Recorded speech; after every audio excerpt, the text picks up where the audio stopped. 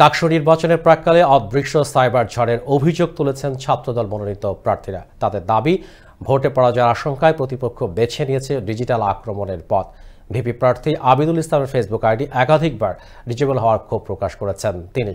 মঙ্গলবার দুপুরে বধুর ক্যান্টিনে আয়োজিত সংবাদ সম্মেলনে প্রার্থীরা বলেন, রাজনৈতিক লড়াইয়ে ব্যর্থ হয়ে প্রতিপক্ষের এই প্রযুক্তিগত হামলা, তবে শিক্ষার্থীরা এই ভোটের মাঠে জবাব দেবে।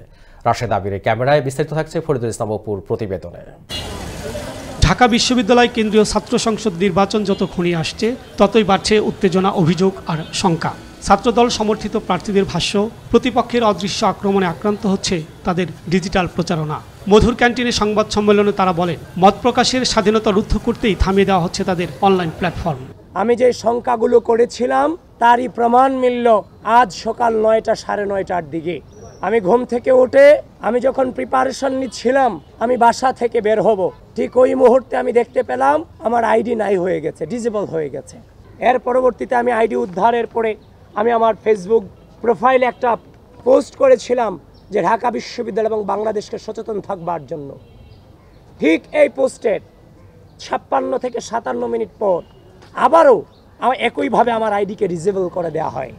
প্রার্থীদের দাবি, আক্রমণ শুধু প্রযুক্তির উপর নয়, বরং শিক্ষার্থীদের কণ্ঠস্বরের উপর। তবে তাদের আশা, ব্যালট বাক্সই হবে প্রতিরোধের হাতিয়ার। গণতন্ত্রের শৃঙ্খল ছিঁড়ে এগিয়ে যাবে মুক্ত মত প্রকাশের পথ চলা। একটি গোষ্ঠী যারা এই নির্বাচনে, আগামীকালকে নির্বাচনে পরাজয়ের আশঙ্কা থেকে যারা জনপ্রিয় ছাত্রনেতা রয়েছে, শিক্ষার্থীরা যাদের পাশে রয়েছে, তাদের ভয়ে শঙ্কিত হয়ে বিভিন্ন সাইবার অ্যাটাক দিচ্ছে। সাইবার অ্যাটাক তারা দিতেই পারে, ভালো কথা। আমি আপনাদের মাধ্যমে ঢাকা বিশ্ববিদ্যালয়ের শিক্ষার্থীদের আহ্বান জানাবো, সাইবার অ্যাটাকের বিরুদ্ধে আমাদের শিক্ষার্থীরা আগামীকালকে ব্যালট অ্যাটাক দেবে বলে আমাদের বিশ্বাস। আবিদুল ইসলামের অভিযোগ, ফেসবুক আইডি দিয়েই ছড়িয়ে দেওয়া হচ্ছিল স্বপ্ন ও অঙ্গীকারের বার্তা। অথচ রাজনৈতিকভাবে ব্যর্থ প্রতিপক্ষ আশ্রয় নিয়েছে অদৃশ্য ডিজিটাল আক্রমণের, এমনটাই বলেন এ প্রার্থী।